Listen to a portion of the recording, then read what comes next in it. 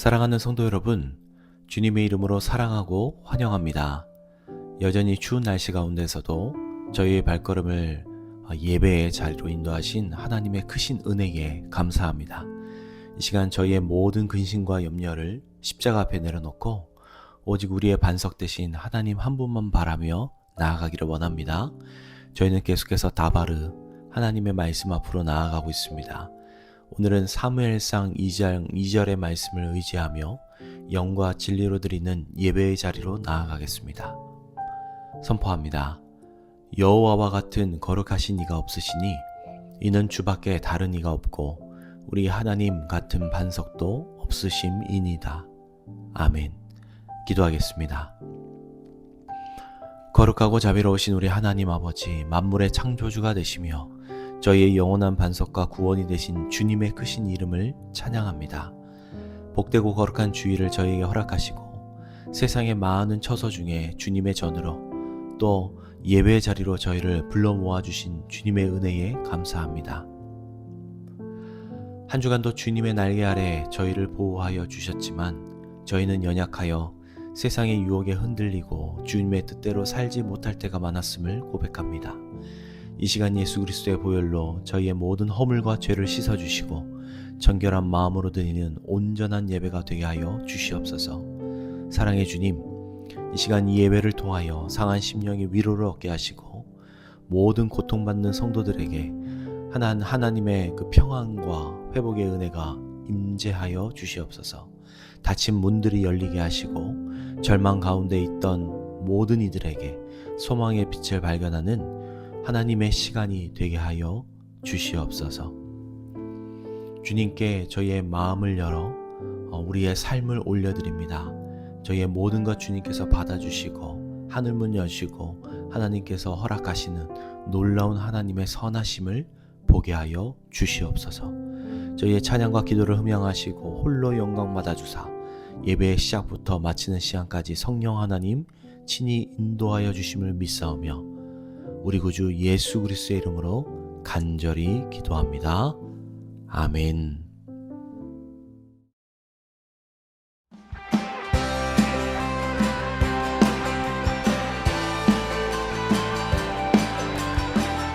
힘차게 선포합니다. 성령이여 임하소서. 성령이여 임하소서. 메마른 나의 심령 위에 주님의 은혜에 담비 되어 나를 범접사 주옵소서.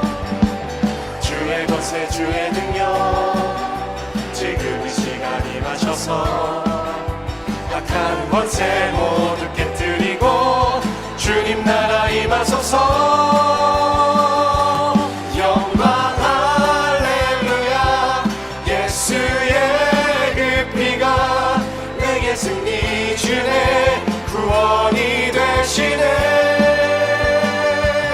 영광 할렐루야. 예수의 이름이 능력되네 소망이 되시네. 성령이여 임하소서. 성령이여 임하소서. 메마른 나의 심령 위에 주님의 은혜에 담비 내려 날 흠뻑 적셔 주옵소서. 주의 권세 주의 능력 지금 이 시간 임하셔서 악한 권세 모두 깨뜨리고 주님 나라 임하소서. 영광 할렐루야. 예수의 그 피가 내게 승리 주네 구원이 되시네. 영광 할렐루야. 예수의 이름이 능력되네. 자, 여러분 목소리로 선포합니다. 영광 할렐루야. 영광 할렐루야.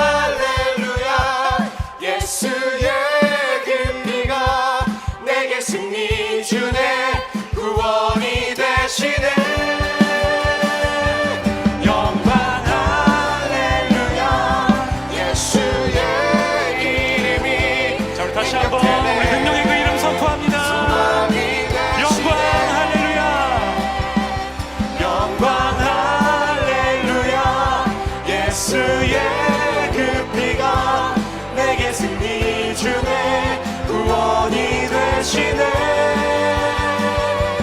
영광 할렐루야 예수의 이름이 능력되네 소망이 되시네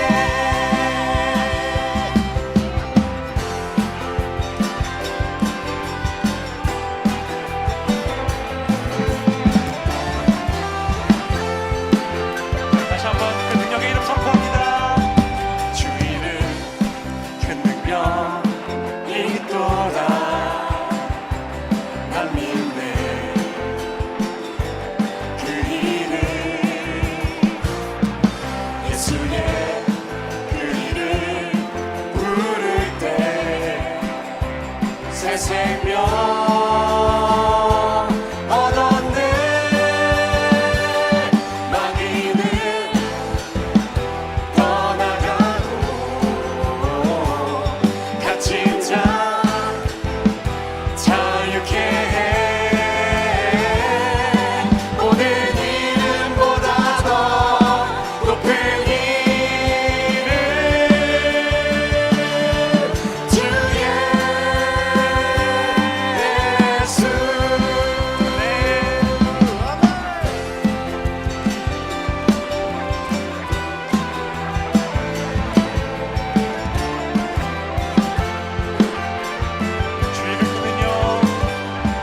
주 이름 그 능력 있도다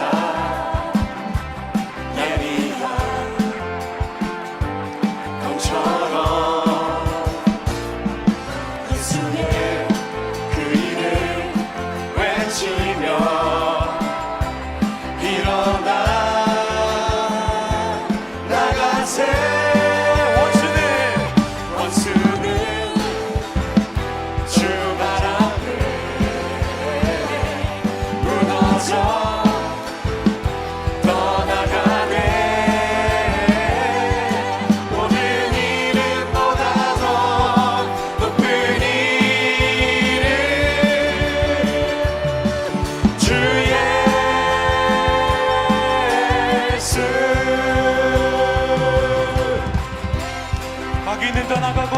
마귀는 떠나가고 갇힌 자 자유케 해 원수는 주발 앞에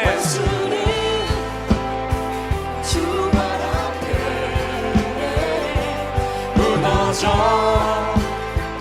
떠나가네 모든 이름보다 더 높은 이름 주 예수 모든 이름보다 더 모든 이름보다 더 높은 이름 주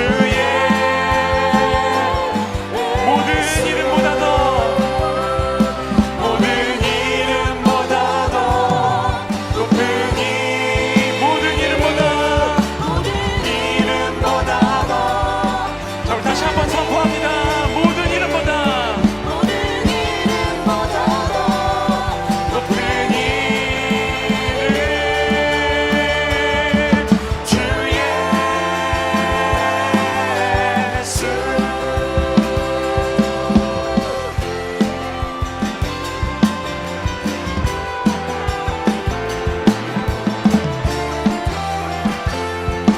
아멘. 우리에게 승리 주시는 주님 능력의 그 이름 찬양합니다. 우리 다시 한번 주님께 큰 감사와 영광의 박수 올려드리기 원합니다. 네.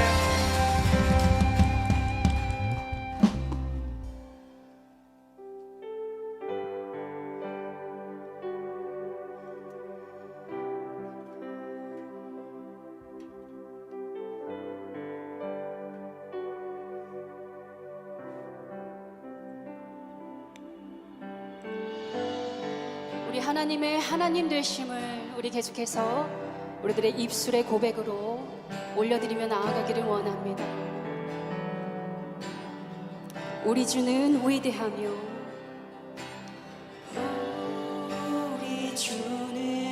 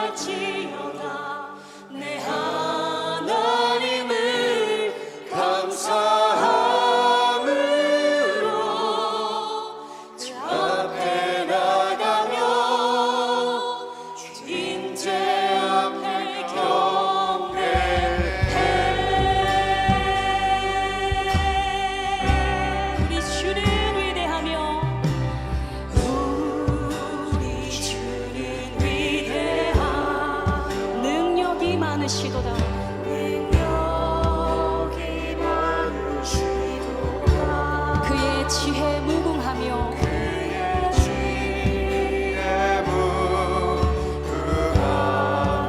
인자는 영원하도다.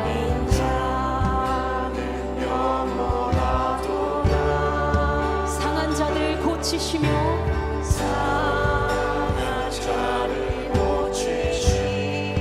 상처를 싸매시도다.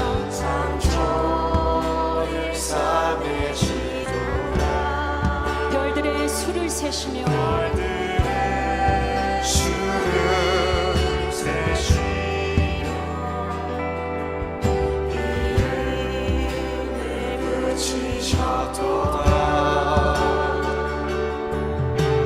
그가 구름으로 하늘을 덮으시며 땅을 위하여 비 준비하시니 그가 구름으로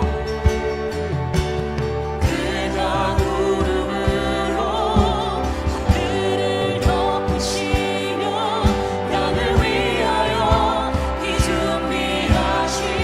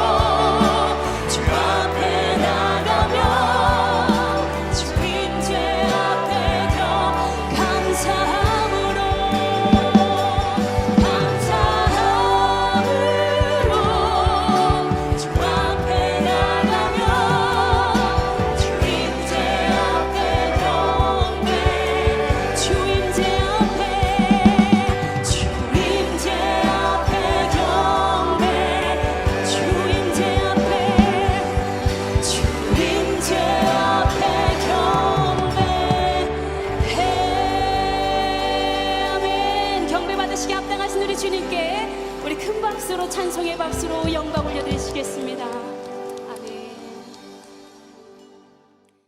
오늘 저에게 주시는 하나님의 말씀 사무엘상 24장 1절에서 7절, 17절에서 20절의 하나님의 말씀입니다.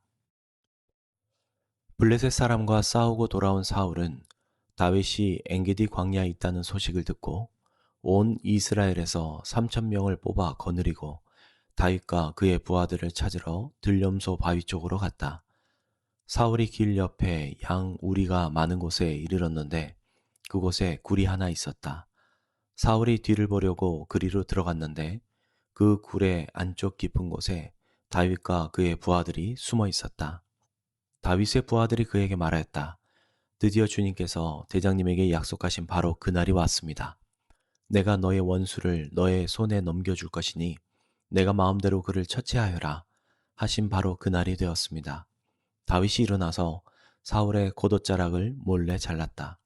다윗은 자기가 사울의 겉옷자락만을 자른 것뿐인데도 곧 양심의 가책을 받게 되었다. 그래서 다윗은 자기 부하들에게 타일렀다. 내가 감히 손을 들어 주님께서 기름 부어 세우신 우리의 임금님을 치겠느냐? 주님께서 내가 그런 일을 하지 못하도록 나를 막아주시기를 바란다. 왕은 바로 주님께서 기름 부어 세우신 분이기 때문이다. 다윗은 이러한 말로 자기의 부하들을 타이르고 그들이 일어나 사울을 치지 못하게 하였다. 마침내 사울이 일어나서 굴 속에서 나가 길을 걸어갔다. 사울이 다윗에게 말하였다. 나는 너를 괴롭혔는데 너는 내게 이렇게 잘해주었으니 내가 나보다 의로운 사람이다. 주님께서 나를 내 손에 넘겨주셨으나 너는 나를 죽이지 않았다. 이것 하나만으로도 오늘 너는 내가 나를 얼마나 끔찍히 생각하는지를 내게 보여주었다. 도대체 누가 자기의 원수를 붙잡고서도 무사히 제 길을 가도록 놓아 보내겠느냐? 내가 오늘 내게 이렇게 잘해주었으니 주님께서 너에게 선으로 갚아주시기 바란다. 나도 분명히 안다. 너는 틀림없이 왕이 될 것이고 이스라엘 나라가 내 손에서 굳게 설 것이다. 아멘. 하나님의 말씀입니다. 하나님 감사합니다. 오늘 주님 앞에 나아옵니다. 저희가 온라인으로 또 예배를 드리게 되었지만 하나님께서 특별히 온라인 속에 함께하여 주셔서 오늘 말씀을 듣고 또 주님께 예배드리는 모든 성도님들 그 마음 가운데 주인 되어 주시고 하나님께만 영광이 되는 귀한 예배 되도록 함께하여 주시옵소서. 주님께는 영광이 되고 우리 모두에게는 평화가 되는 귀한 시간 될 것을 믿사오며 예수 그리스도의 이름으로 기도합니다. 자, 여러분 언제 마지막으로 마음에 든다라는 표현을 들어보시거나 해보신 적이 있으십니까? 아, 참 마음에 든다. 너 참 마음에 들어. 이 옷 참 마음에 든다. 뭐 아니면 당신 참 내 마음에 듭니다. 이런 말 들어보신 적이 언제셨나요? 내 마음이 든다라는 표현은 어떤 대상이 내 기준이나 내 기대에 꼭 맞아서 마음속에서 이거 참 좋다라는 말을 할 때 쓰는 말이죠. 예를 들어서 뭐 옷이나 카페에 디자인이 마음에 들면 내 마음에 딱 내 스타일이야 이렇게 얘기하죠. 내 마음에 든다. 사람을 두고도 저 사람은 일하는 스타일이 내 마음에 꼭 든다라는 표현을 하죠. 외모뿐만 아니라 성격이나 태도나 가치관 전반적으로 내가 보기 좋을 때 내 마음에 든다라는 표현을 사용하죠. 뭐 여러분과 지금 같이 살고 있는 그분도 한때는 여러분 마음에 쏙 들었기 때문에 여러분과 함께 살고 있으리라 생각됩니다. 내가 그 사람 마음에 들었나 봐요 라는 그런 말도 상대가 나를 좋게 보고 있다는 의미로 사용하고 있죠. 이처럼 마음에 든다라는 것은 객관적인 어떤 평가보다는 주관적인 게 많죠. 제 아내도 제가 마음에 들었기 때문에 선택을 했겠죠. 주관적인 겁니다. 여러분의 아내, 여러분의 남편, 여러분의 좋아하는 친구들도 마음에 드는 이유가 주관적인 거예요. 그래서 이 마음에 든다라는 것은 굉장히 주관적인 평가인데 그럼 하나님의 마음에 든다라는 것도 그러면 하나님 주관적인 것이라고 우리가 볼 수 있겠죠. 하나님 테이스트가 제일 중요합니다. 그러니까 우리가 하나님 마음에 들려면 내 표현이 조금 신학적으로 우리가 조심스럽긴 한데 당연히 우리는 예수 그리스도를 통해서 모든 사람이 하나님 마음에 들었죠. 그런데 그런 구원의 문제를 다루는 것이 아니라 정말 우리가 하나님 마음에 합한 사람이 되려면 과연 하나님은 어떤 테이스트를 좋아하실까를 당연히 알아야겠죠. 이 질문을 하는 이유는요. 성경에 기록된 인물 중에 하나님 마음에 쏙 들었다라는 사람이 있기 때문입니다. 그것은 바로 다윗이죠. 다윗에 대해서 성경은 이렇게 평가하고 있습니다. 그 다음에 하나님께서는 사울을 물리치시고 다윗을 그들의 왕으로 세우시고 증언하여 말씀하시기를 내가 이새의 아들 다윗을 찾아냈으니 그는 내 마음에 드는 사람이다. 개역개정으로는 내 마음에 합한 사람이다. 하나님 마음에 합한 사람 이렇게 평가가 되죠. 왜 바울은요 다윗을 두고 하나님 마음에 합한 자, 하나님 마음에 꼭 드는 자라고 소개했을까요? 그 답이 오늘 사무엘상, 사무엘하에 들어 있습니다. 이 두 권의 구약책은요, 너무나도 재밌는 이야기가 많이 들어있어요. 다윗과 골리앗 이야기도 있고요, 한나 이야기도 있고, 뭐 얘기할 게 너무너무 많이 있습니다. 그런데 오늘 설교는 이 질문의 답을 찾아가는 것에 초점을 맞추려고 합니다. 특히 진 에드워드의 세왕 이야기라는 책이 있는데 제가 굉장히 좋아하는 책이에요. 그 책에 나와 있는 어떤 틀을 제가 가지고 인사이트를 통해 오늘 설교를 좀 풀어가 보려고 합니다. 먼저 사무엘상과 하권의 시작이 이스라엘 마지막 사사이자 예언자였던 사무엘 이야기로 시작이 되는데요. 사사 시대의 어둠이 아직 가시지 않은 상황에서 이스라엘 사람들은 결국 하나님께 왕을 요구합니다. 분명 이 왕은 그들의 구원자가 될 수 없고 그 왕들로 인해 고생할 것이다 라는 경고를 받았음에도 불구하고 이스라엘 백성들은 다른 나라처럼 왕을 달라라고 하나님께 애원을 하죠. 그리고 하나님은 또 마치 이 막내가 칭얼거릴 때 들어주듯 그 왕을 주시기로 허락하십니다. 그들에게 허락하신 첫 3명의 왕이 바로 사울, 다윗, 그리고 압살롬입니다. 보통 우리가 사울, 다윗, 솔로몬 그러는데 솔로몬 전에 사실은 압살롬이 반역을 해서 잠시 왕자를 가졌던 적이 있죠. 그래서 첫 세 왕이라고 하면 사울과 다윗, 압살롬의 이야기가 사무엘상과 하에 있습니다. 오늘 우리는 이 3명의 왕들의 이야기를 통해 하나님의 마음에 들었다는 다윗과 그렇지 않은 이 2명과의 차이를 보기 원합니다. 또한 혹시 나는 누구와 더 닮아 있고 또 나는 누구와 더 가까운지를 좀 돌아보는 시간, 그런 도전을 받는 시간 되기를 원합니다. 먼저 사무엘상과 사무엘하에 등장하는 사울, 다윗, 압살롬 이 3왕의 이야기를 간단히 보도록 하겠습니다. 사울은 이스라엘의 첫 번째 왕이죠. 누가 봐도 키가 크고 잘생기고 왕같이 생겼다라고 기록되어 있습니다. 왕이 되면 자랑스러울 만한 그런 모습을 갖고 있었다. 처음에는 겸손하게 시작했는데요. 점점 하나님의 말씀 또 사람의 시선과 자기 입장을 더 두려워하기 시작한 왕이었어요. 블레셋과 아말렉의 전쟁에서 자신의 판단을 앞세워서 마음대로 제사를 인도하고 진멸 명령을 받았지만 부분적으로 순종함으로 결국 사무엘 선지자에게 그 유명한 꾸중을 듣게 되죠. 순종이 제사보다 낫고 듣는 것이 순양의 기름보다 낫다라는 책망을 듣게 됩니다. 이 사건으로 사울은 하나님께 버림을 받게 됩니다.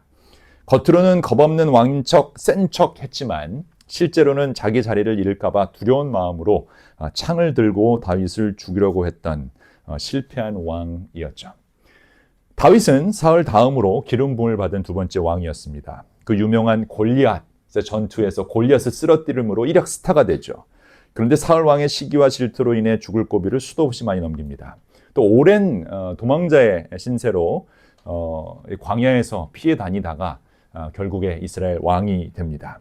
예루살렘을 정복하게 되고 언약궤를 옮겨오며 하나님의 임재를 중심으로 왕권을 제대로 세운 왕입니다. 그런데 여러분 잘 아시다시피 이 다윗 왕도 연약한 인간이었기에 실패를 하고 밧세바를 범하는 사건이 일어나죠. 그 후에 가족 문제로 인해서 깊은 상처와 또 실패를 경험한 사람입니다. 그럼에도 불구하고 다윗은 결정적인 순간마다 하나님 앞에 죄를 인정하고 울며 엎드리는, 그러니까 눈물이 참 많았던 왕이고요. 그리고 창을 들어도 결국 내려놓을 줄 아는 깨어진 왕으로 표현됩니다. 마지막 세 번째 왕은요, 압살롬인데요. 아버지를 쫓아내고 왕자를 차지했던 왕이었습니다. 사람들의 마음을 훔치는 아주 말을 잘하는 사람이었고요. 그리고 뒤에서 아버지의 등을 꽂았던 사람이죠. 그는 성문 어귀에서 억울한 백성들의 이야기를 들어주는 척하면서 내가 왕이 되면, 내가 재판관이 되면 너에게 정의를 베풀어 줄 수 있을 텐데 라고 말로 민심을 자기 쪽으로 끌어들였던 사람입니다. 정의라는 언어를 빌려서 실제로는 반역의 힘을 쌓아갔죠. 결국 그는 헤브론에서 반란을 일으키게 됩니다. 사울 왕이 앞에서 창을 들고 다윗을 향해 던졌다면 압살롬은 뒤에서 창으로 찌른 사람이었습니다. 결국 아버지의 왕자를 차지하려다가 비참한 결말을 맞는 왕으로 남아 있죠. 그래서 성경은요, 사울, 다윗, 압살롬을 단지 역사 속의 인물로만 보여주지 않고 우리 안에 이 세 가지의 얼굴이 있지 않나 라는 도전을 주게 됩니다. 그래서 오늘은 이 창의 역할이 굉장히 중요한데 제가 마이크를 들지 않고 이 창을 들고 설교를 하려고 합니다. 세 가지를 좀 볼 수 있으면 좋겠는데요. 창 끝을 잘 쫓아와 오셔야 됩니다. 사울은 잃을까 두려워 창을 쥐고 있었던 왕이었고요. 다윗은 하나님 앞에 깨어져 가는 왕인데 창을 들고도 창을 내려놓을 줄 알았던 왕이었고, 마지막 압살롬은 성공을 위해 수단과 방법을 가리지 않고 창을 던진 왕. 결국 오늘은 이 창이 이 설교의 중심되는 물건이자 단어가 됩니다. 오늘 설교의 목적은요, 단순히 나쁜 사울, 나쁜 압살롬을 버리고 좋은 다윗을 담자가 아니라 여러분 손에 쥐어진 이 창을 어떻게 할 것인가에 대한 도전입니다. 그래서 오늘 초점은요, 내 안에서 사울이 어떻게 작동하고 있는지를 봐야 하고요, 다윗처럼 하나님 앞에 어떻게 깨어지고 울 수 있는지를 돌아보고, 압살롬처럼 내 성공을 위해서 다른 사람 뒤에서 이 창을 던지지 않는 법을 배워야 할 것입니다. 왜냐하면 우리가 살고 있는 미국이란 땅에서는요, 특히 이민자로서 우리도 이 새 왕들처럼 그 존재, 생존을 위해 싸워야 했고 인정받으려고 몸부림쳤으며 때로는 교회 안에서 상처와 갈등 또 배신을 경험했기 때문에 이 창의 아픔을 다 알고 있죠. 창을 맞아본 사람이 또 창을 찌를 수도 있다는 사실 여러분 알고 계십니까? 그래서 우리가 더욱더 이 창을 어떻게 해결할 것인가 고민해 봐야 합니다. 이런 처절한 생존의 경험 속에서 우리 안에 있는 사울, 다윗, 압살롬 을 번갈아 가면서 드러나지 않는가를 돌아보고 이 세 왕들 중에 그래도 하나님 마음에 합했다라고 평가받는 다윗이 어떻게 이 창을 사용했는지 우리 같이 보기 원합니다. 이제 한 사람씩 만나보겠습니다. 먼저 사울은요, 사실 그렇게 나쁜 사람은 아니었습니다. 키도 크고 사람들 보기에 멋있었습니다. 그리고 처음에 굉장히 겸손했습니다. 문제는 겸손의 시작이 겸손의 지속으로 연결되지 않았다는 거예요. 이게 굉장히 중요해요. 우리 신앙도 신앙의 시작이 있는데 신앙을 지속하는 게 가장 큰 에너지가 드는 법이거든요. 그러니까 신앙은 누구나 흉내를 낼 수 있어요. 근데 그걸 지속하는 게 굉장히 어려워요. 겸손도 다 흉내 낼 수 있습니다. 우리 처음 보면 다 겸손하게 인사하잖아요. 그런데 그 겸손을 지속하는 것은 또 다른 문제입니다. 사울은 겸손한 사람이었지만 그 겸손이 지속되지 못하죠. 그 이유가 바로 비교와 질투 때문인데요. 블레셋과 전쟁에서 아무것도 할 수 없었던 사울만 무기가 있었어요. 갑옷이 있었고. 근데 아무것도 할 수 없었습니다. 골리앗 앞에서 벌벌 떨고 있는데 그때 나타난 다윗이 골리앗을 무찌르게 되죠. 전쟁에서 이기게 됩니다. 그 승리가 너무 신났던 사울은 다윗을 사위 삼습니다. 딸을 줍니다. 그리고 너무너무 좋아해서 가장 가까운 곳에 두게 되죠. 문제는 전장에서 돌아오는 길에 들렸던 여론조사입니다. 여러분, 여론조사를 조심해야 됩니다. 한국도 이 여론조사 때문에 큰일이 나는데 여론조사가 이렇게 났어요. 여인들이 뜨늘며 노래하며 이르기를 사울이 죽은 자는 천천히요 다윗은 만만이라. 그러니까 사울은 1000명을 죽였는데 다윗은 10,000명을 죽였다는 거예요. 여러분이 사울이라면 이 얘기를 들을 때 얼마나 안 들은 척 할 수 있을까요? 그때부터 사울 안에 비교와 질투의 두려움이 폭발하는데 우리 마음이 참 그렇잖아요. 이게 무릇 지킬 만한 것보다 마음을 지키라는 말씀이 있을 정도로 마음에 어떤 말이 하나 딱 들어가면 이거 컨트롤 하는데 너무 힘듭니다. 사울이 그랬습니다. 저 다윗 때문에 내가 밀려나면 어떡하지? 또 한간에 들리는 소문에 의하면 사무엘이 다윗을 안수를 주고 2대 왕으로 뽑았다라는 소문도 들리기 시작하죠. 그러니까 사람들이 나보다 다윗을 더 사랑하면 어떡할까? 저 사람이, 저 다윗이 더 잘되면 어떨까라는 두려움이 분명히 있었죠. 미국 이민 사회도 보니까 동일한 비교 두려움이 있죠.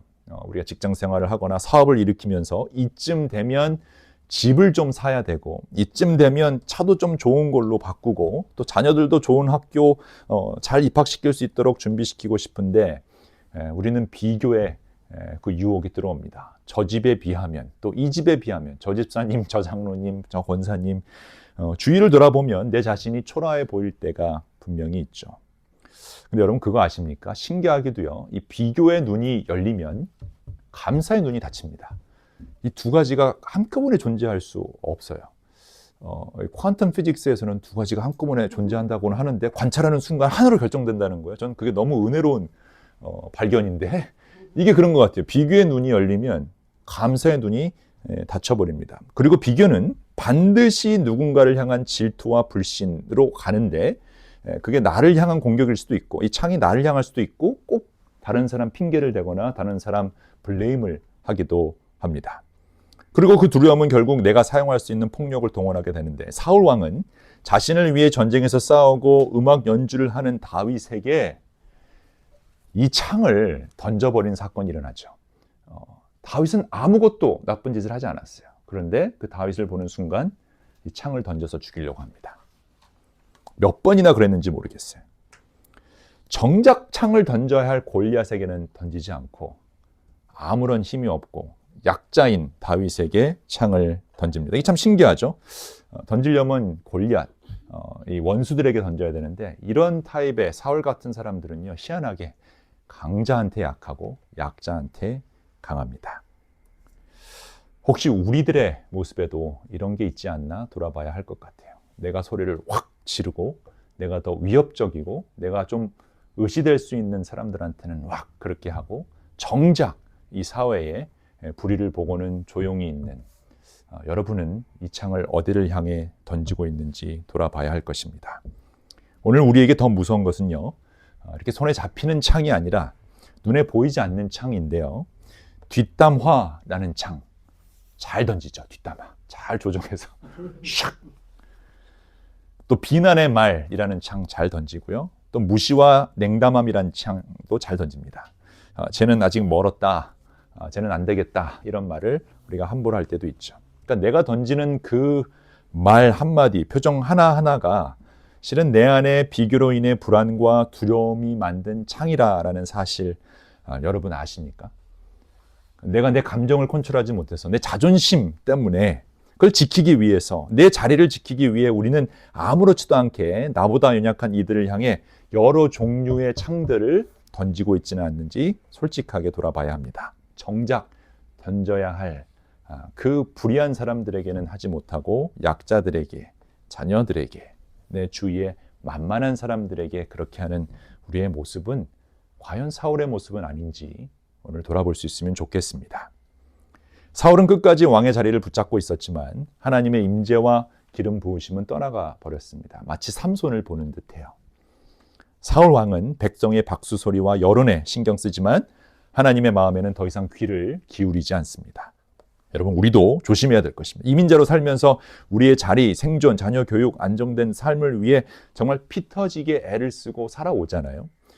특히 이제는 아메리칸 드림이 너무 어려워진 상황에서 더 열심히 살려고 우리가 살다 보면 어느새 나도 모르게 내 한 손에는 성경을 그리고 한 손에는 창을 들고 다른 사람을 찌르려고 하지는 않는지 우리 돌아봐야 할 것입니다. 지금 내 인생에서 제일 중요하게 또 가장 먼저 지키려고 하는 것은 무엇입니까? 그게 직장이 될 수도 있고 뭐 사업이 될 수도 있고 평판이 될 수도 있고 자녀의 성공일 수 있죠. 그런데 그 무엇보다도 우리가 지켜야 할 것은 하나님과의 관계인데 그 하나님과의 관계는 이 창을 내려놓으라고 요구하고 있습니다. 여러분은 어떻게 하시겠습니까? 사울의 비극은요, 하나님 없이도 왕으로 계속 살 수 있다라는 생각이었고요. 그 힘은 바로 이 창에 있었습니다.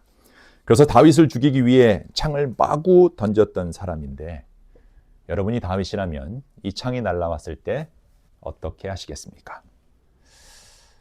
다윗을 죽이기 위해 창을 들고 있었던 사람이 또 있었는데요. 그것은 바로 다윗의 아들 압살롬이었습니다. 그는 매력이 있었고요. 똑똑하고 굉장히 민감했던 사람인데 특히 공동체의 문제를 잘 볼 줄 아는 사람이었어요. 그러니까 어디가 불공평한 일이 일어나고 있는지, 누가 상처를 받고 있는지, 누가 소외됐는지를 잘 보고 있다가 그것을 꼭 집어서 나는 더 잘할 수 있는데 라는 말을 자꾸 흘려넣었던 사람입니다. 그래서 압살롬은요, 주로 성문 앞에서 사람들의 이야기를 잘 들어주는 척하죠. 아, 억울한 일을 당하셨군요. 원래 왕이 이런 얘기를 들어줘야 되는데 우리 아버지가 너무 바빠서 이런 얘기를 합니다. 말이 틀리지 않았죠. 그는 공감해주고 분석해주고 해결책을 제시해 주었습니다. 그래서 사람들이 마음에 자기 마음에 꼭 들 수 있게끔, 자기를 향할 수 있게끔 아주 멋지게 다른 사람들에게 자신을 어필합니다. 사실 압살롬은 상처가 있었던 사람이에요. 정의감도 있었어요. 그런데 그 상처가 정의감과 야망으로 섞이면 정말 위험한 창을 들게 된 사실 또한 우리가 알아야 합니다. 이민교회 안에서도 종종 이런 일이 벌어지죠. 내 상처를 숨기기 위해, 치부를 덮기 위해 공동체를 사랑한다라는 이름으로 사실은 내 영향력을 키워서 점점 이 창을 만들어가는 사람들이 있습니다. 그래서 워런 위어즈비 목사가 말한 것처럼 어쩌면 가장 위험한 사람들은 애국심을 내세워서 자기의 욕심을 채우려는 정치인들과 신앙심을 내세워 자기의 욕심을 채우려는 교인들이라는 말입니다. 압살롬은 애국심과 신앙심을 내세워서 사람들의 마음, 백성들의 마음이 하나님께로 가는 게 아니라 나에게 오게끔 조종하죠. 그래서 압살롬 정책은요, 공동체를 위해서라고 말은 하지만 실제로는 자신이 그 왕자를 차지하기 위해서 움직이는 정책이었어요. 압살롬은 창을 들고 사울이냐 다윗이냐 선택하는 자리에서 사울의 모습을 선택합니다. 그리고 그는 야망을 위해 뒤에서 아버지를 찌르는 아주 악한 일을 저지르게 됐죠. 나의 성공을 위해 뒤에서 던지는 창. 여러분 뒤에서 찔려 보셨습니까? 뒤에서 찔리면 많이 아픕니다. 많이 아파요. 그렇다면 다윗은 어떤 왕이었을까? 먼저 다윗은 사울과 대조되는 인물이었죠. 어린 목동으로 시작해서 막내였는데 정말 별 볼 일 없는 하카톤이라는 단어의 막내인데요. 아무도 관심을 갖지 않았던 그런 사람이었어요. 그런데 그런 목동이었던, 아무 관심을 받지 못했던 막내 다윗은 오히려 하나님과 깊은 시간을 보내기 시작합니다. 곰과 사자를 상대하며 숨겨진 곳에서 훈련을 받았고요. 그 결과 우리는 그 유명한 다윗과 골리앗의 이야기라는 그 결론이 어떻게 마무리되는지를 잘 알 수 있습니다. 그때 아주 유명한 말을 하게 되죠. 다윗이 이렇게 외칩니다. 다윗이 블레셋 사람에게 이르되 너는 칼과 창과 단창으로 내게 나아오거니와 나는 만군의 여호와의 이름 곧 내가 모욕하는 이스라엘 군대의 하나님의 이름으로 내게 나아가노라. 오늘 여호와께서 너를 내 손에 넘기시리니 내가 너를 쳐서 내 목을 베고 블레셋 군대의 시체를 오늘 공중에 세워 땅의 들짐승에게 주어 온 땅으로 이스라엘 하나님이 계신 줄 알게 하겠고 또 여호와의 구원하심이 칼과 창에 있지 아니함을 이 무리에게 알게 하리라. 그리고 유명한 말씀이죠. 같이 한번 선포해 볼까요? 시작. 전쟁은 여호와께 속한 것인즉 그가 너희를 우리 손에 넘기시리라. 아멘. 다윗은 골리앗을 쓰러뜨림으로 소위 말하는 유명세가 유명하게 뜹니다. 그러나 진짜 영적 전쟁은 골리앗을 이긴 후에 시작이 되는데요. 이게 굉장히 재밌어요. 사울 왕이 다윗을 사위 삼을 정도로 굉장히 이쁨을 받았고 성공 가도를 달렸던 다윗, 전쟁에 나갈 때마다 이겼어요. 근데 사울의 시기와 질투로 인해서 정말 억울한 광야 생활을 시작합니다. 이게 참 신기한 게요. 우리가 성공하고 잘 될 때가 아니라 억울하게 사기당하고 광야로 내쫓기고 내 밑바닥이 드러날 때 그때 내 진짜 모습이 드러난다라는 거예요. 다윗이 그랬습니다. 다윗은 이때부터 사울의 질투와 공격을 받으면서 새로운 전투에 들어가는데 다윗이 잘했던 그런 전투가 아니라 영적인 전투, 자신의 밑바닥에 있는 모든 모습이 드러나는 그 전투에 들어가게 됩니다. 그러니까 이 전투는요, 칼과 창이 아니라 자존심과 복수심을 다루는 전쟁. 이게 굉장히 힘든 전쟁이에요. 여러분, 우리도 자존심 되게 세죠. 저도 센 편이에요. 안 세게 보일지는 모르지만 자존심 안 센 사람이 어디 있겠습니까? 누가 여러분 무시하면 굉장히 기분 나쁘죠. 네, 제 아내가 저기 앉아 있었네요. 저분은 안 셉니다. 저만 센데요. 복수심도 우리 엄청 세요. 복수심. 제가 늘 드는 예화 중에 하나가 운전할 때 누가 끼어들면 우리는 꼭 복수를 하죠. 소심한 복수. 한번 째려보는 거. 지나가면서. 오늘 본문은 바로 이 내용을 잘 보여주는데요. 어떻게 칼과 창으로 다뤄지는 전투가 아니라 자존심과 복수심을 다루는 전쟁을 싸워야 되는지를 보여줍니다. 사울 왕은 특수부대를 이끌고 다윗을 잡으러 다니는데 다윗은 블레셋 왕에게 망명해서 미친 사람 척이기도 하고요. 또 광야 동굴에 숨어서 죽은 사람인 척 지냅니다. 처참하게 숨어 있었어요. 시편을 읽어보면 얼마나 처참한지 하나님께 울부짖는데 왜 하나님 응답하지 않느냐, 왜 저 악인들을 그대로 두느냐, 별의별 기도를 다 해요. 광야에서 숨어서 죽은 사람인 척 지냅니다. 그런데 어떻게 알게 되었는지 사울 왕은 3,000명의 특수부대를 이끌고 다윗이 숨어있는 엔게디 광야로 쫓아오는데 그때 광야의 한 동굴에 숨어 있었는데 지역으로 보면 거긴 동굴이 굉장히 많이 있다라 그래요. 근데 이 동굴 속에 하나에 들어가서 숨어 있었는데 하필이면 이때 어마어마한 찬스가 찾아오죠. 사울 왕이 화장실이 급해서 동굴에 들어갔는데 화장실이 급하니까 혼자 들어갔겠죠. 경호원 없이. 거기에 다윗이 숨어 있었습니다. 다윗의 부하들도 같이 숨어 있었기 때문에 이거는 뭐 한순간에 끝내버릴 수 있는 절호의 기회이죠. 하나님이 하시지 않고서야 어떻게 이런 기회가 올 수 있을까요? 기회는 앞머리만 있고 뭐 뒷머리는 없다. 그래서 왔을 때 잡아야지 지나가면 못 잡는다. 뭐 이런 말이 있죠. 그동안 억울하게 지내며 숨죽였던 그 서러웠던 그 모든 것을 한 번에 해결할 수 있는 기회가 눈앞에 찾아옵니다.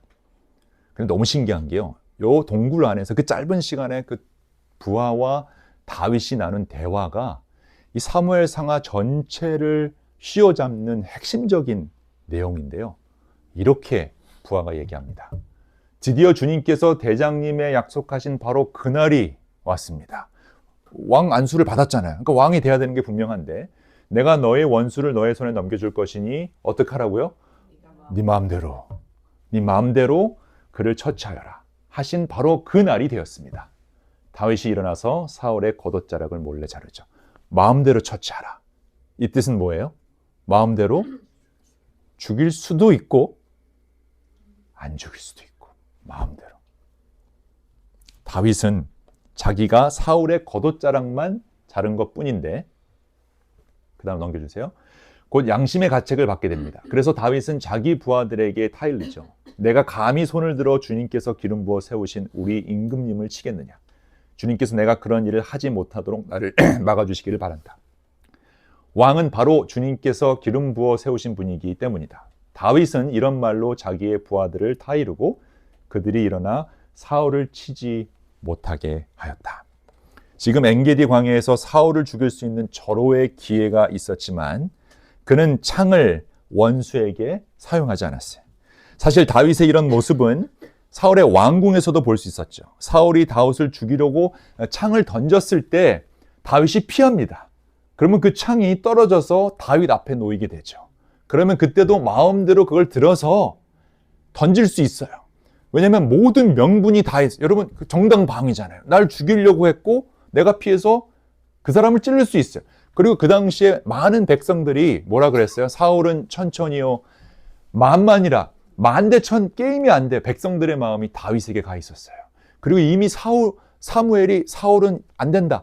다윗이 그 다음에 왕이 될 것이다. 기름 부었어요. 그러면 모든 명분과 이유가 있는 상태에서 나를 죽이려고 했어? 나 피했는데 내가 집어서 던져서 사울을 죽이면 그날로 왕이 되는 찬스가 오는 것입니다.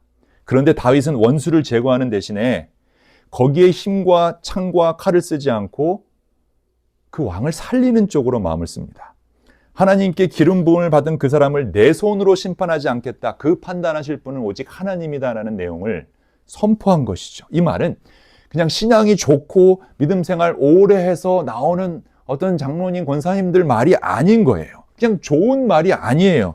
매우 위험한 말이에요. 왜냐하면 이 말은 나는 억울할 수 있고 손해볼 수 있고 이 창이 또 날아와서 나를 찌를 수 있는데 내 손으로 복수나 어떤 결과를 만들지 않겠다라는 자기 포기이기 때문입니다. 이런 모습은 사실 현실감이 너무 떨어져요. 그냥 이상적인 성경 이야기이지 현실에서 적용할 수 없어 보입니다. 그래서 이렇게 성경하면 많은 성도님들이 목사님 너무 순진하다. 목사님 세상은 그렇지 않습니다. 목사님 그렇게 살면 안 된다라는 얘기 하실 수 있습니다. 저는 그런 말 많이 들었습니다. 뭐 그럴 수 있죠. 우리 이민자 삶 속에서 억울함, 또 무시당함, 또 차별의 경험이 있을 수 있고요. 그럴 때 맞서지 않고 당하기만 한다는 것은 현실감이 많이 떨어진 이야기일 수 있어요. 창이 날아오는데 그 창을 피해서 다시 잡아서 던지지 않는다라는 것은 생각보다 이 세상에서는 힘든 생각이에요. 근데 참 이상한 것은 성경에 나와 있는 거의 모든 이야기가 사실은 현실감이 떨어지는 이야기 아니에요. 사실은 왼뺨을 맞으면 오른뺨을 돌려대라고 하고요. 겉옷을 빼앗기면 속옷을 내라. 현실감이 떨어지잖아요. 원수를 사랑하라. 아이고 좋은 말이네요. 이웃을 사랑하라. 다 현실감이 떨어져요. 그러니까 우리에게 중요한 것은 현실감이 아니라 하나님 나라의 백성으로 이 땅을 살아가는 믿음감인데, 다윗의 모습이 현실감이 있던 없던 상관없이 지금 우리들의 직장에서, 학교에서, 심지어는 교회 안에서 우리 앞에 두 가지 길이 놓여 있음은 확실합니다. 그 길이 뭐냐면 나도 창을 들고 싸우는 사울의 길이 있고요. 아니면 창을 피하되 그 창으로 복수하지 않는 다윗의 길이 있다라는 것입니다. 여러분은 어떻게 하시겠습니까? 여러분은 이 창을 어떻게 사용하시겠습니까? 다윗은 순진하게도 내가 옳다는 것을 증명하기보다 하나님이 공의롭다는 것을 믿기로 결정하는데, 그 방식은 딱 하나밖에 없었어요. 그것은 내 앞에 있는 이 창을 내려놓는 것입니다. 그런 순진한 결정을 한 다윗에게 하나님이 놀라운 복을 바로 주셨겠죠. 여기서 이제 우리의 딜레마가 옵니다. 다윗이 창을 던지지 않고 내려놓는 순간 분명히 기도했을 거예요. 하나님, 이제 내가 왕이 될 때가 됐으니 내가 이걸 쓰지 않고 왕이 되게 달라. 이렇게까지 했으니 하나님 나에게 복을 달라. 이렇게까지 했으니 바로 좋은 반응이 와야 되는데, 이걸 내려놓은 결과는요, 쫓겨났어요. 광야로 쫓겨납니다. 누가 봐도 현실감 없는 결정을 하고 그렇게 멋있게 하나님 나라의 방식대로 했는데 결과는 광야.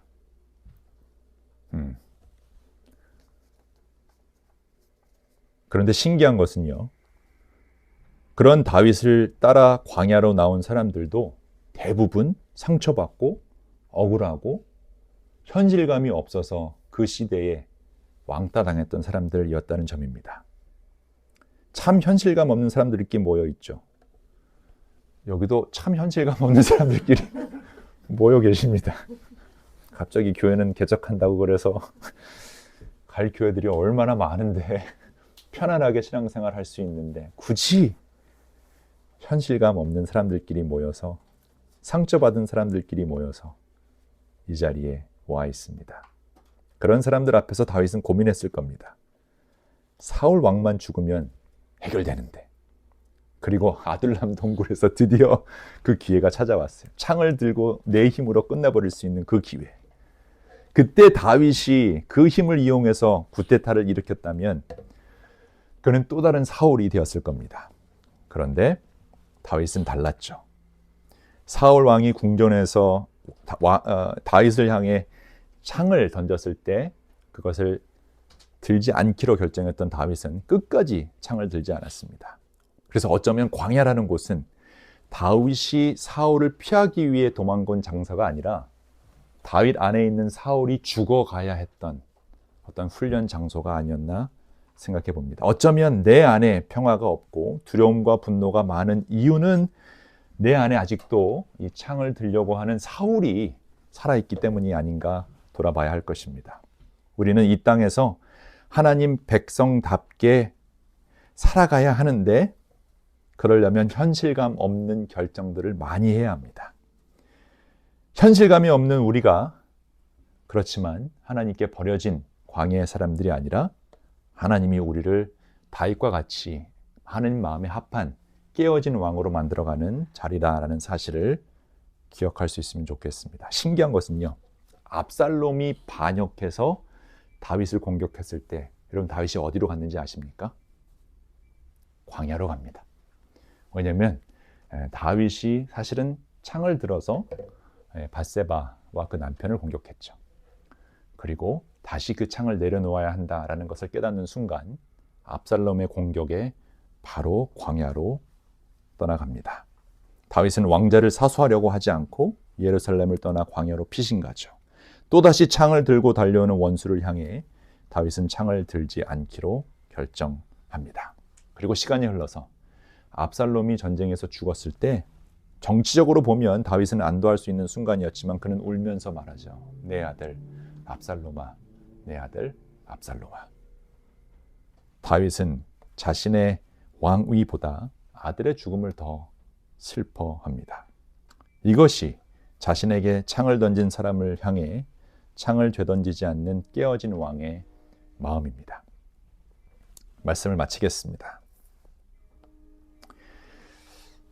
왜 바울은 다윗을 하나님 마음에 합한 자라고 소개했을까요? 다윗은 칼과 창을 자기 방어, 복수, 권력 유지에 쓰지 않았기 때문입니다. 그는 원수를 죽일 수 있는 순간에 살려두는 쪽을 선택했고요. 그 마음은 진짜 심판은 하나님께 맡기고 나는 사람을 살리고 품겠다라는 하나님의 생명의 구원의 마음과 맞닿아 있었습니다. 하나님은 죄인을 즉시 심판할 수 있는 분이시죠. 그러나 그분은 오래 참으시고 기회를 주시고 회개를 기다리십니다. 다윗이 창을 되던지지 않고 원수를 살리는 쪽으로 사용하려고 했던 그 마음은 죄인을 멸망시키기보다 구원하기를 기뻐하시는 하나님의 마음을 지난 창세기부터 사사기 내내 보여주신 그 하나님 마음을 잘 보여주는 그림입니다. 그리고 그 마음은 예수 그리스도 안에서 온전하게 드러나죠. 예수님은 원수들을 향해 창을 드신 분이 아니라 제자들은 예수님에게 창을 들라고 얘기했죠. 로마 제국을 뒤집어 엎자. 근데 오히려 그 원수들에게 창과 못에 자신의 몸을 찌르게 내어주신 분이죠. 십자가에서 예수님이 그렇게 기도하셨잖아요. 아버지 저희들을 용서하여 주옵소서. 그때 여러분 그 사람들이 했던 일이 뭔지 아십니까? 그때 이 창이 나오는데 그 창으로 예수님 옆구리를 찌릅니다.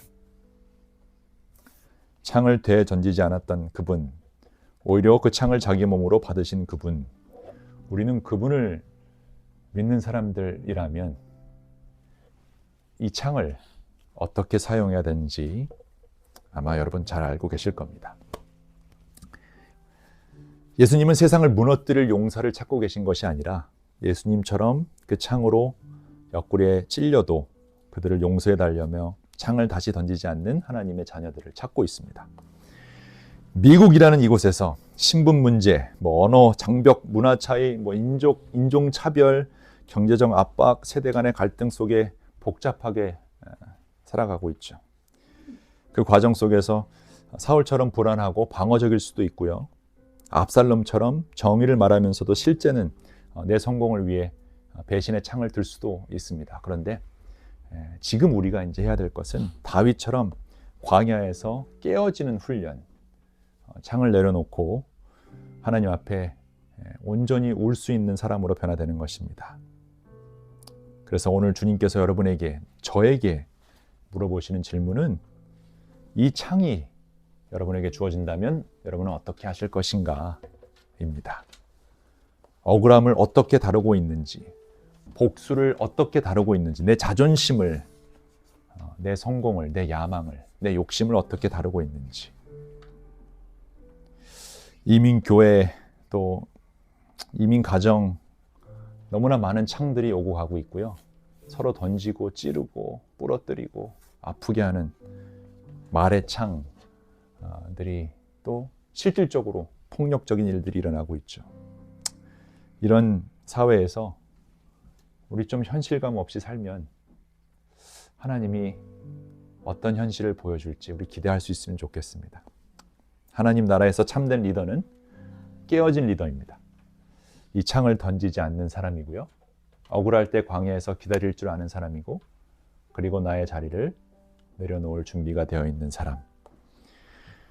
바로 예수님 같은 사람. 여러분 안에 있는 사울과 압살롬을 내려놓고 다윗처럼 깨어진 마음으로 하나님을 왕으로 인정하시기 바랍니다. 그래서 오늘 우리 각자가 가정에서, 직장에서, 우리 교회에서 여러분 손에 쥐어진 분노의 창, 비교의 창, 억울함의 창, 열등감의 창을 내려놓고 이 한 가지 결단을 내릴 수 있으면 좋겠습니다.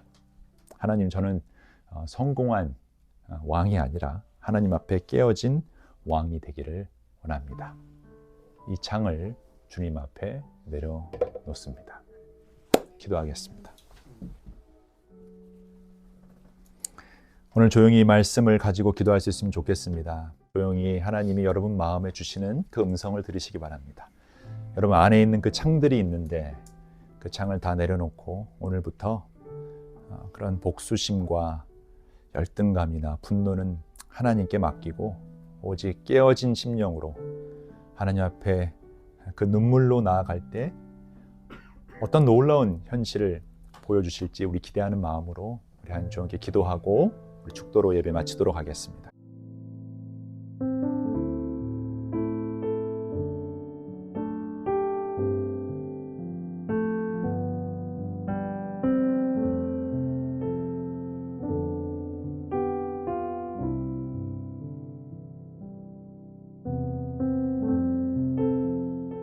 자리에 일어날 수 있는 분들은 일어나셔서 우리 또 온라인으로 함께 하시는 분들도 일어나셔서 축도로 오늘 예배 마치도록 하겠습니다. 이제는 우리 주 예수 그리스도의 은혜와 하나님 아버지의 사랑과 성령의 교통하심이 오늘 이 자리에서 사울과 압살롬의 창을 내려놓고 온전히 깨어진 심령으로 하나님 앞에 울기 원하는 하나님의 귀한 백성들의 머리 위에, 일터 위에, 가정 위에 이제로부터 영원토록 함께 하시기를 축원하옵나이다. 아멘.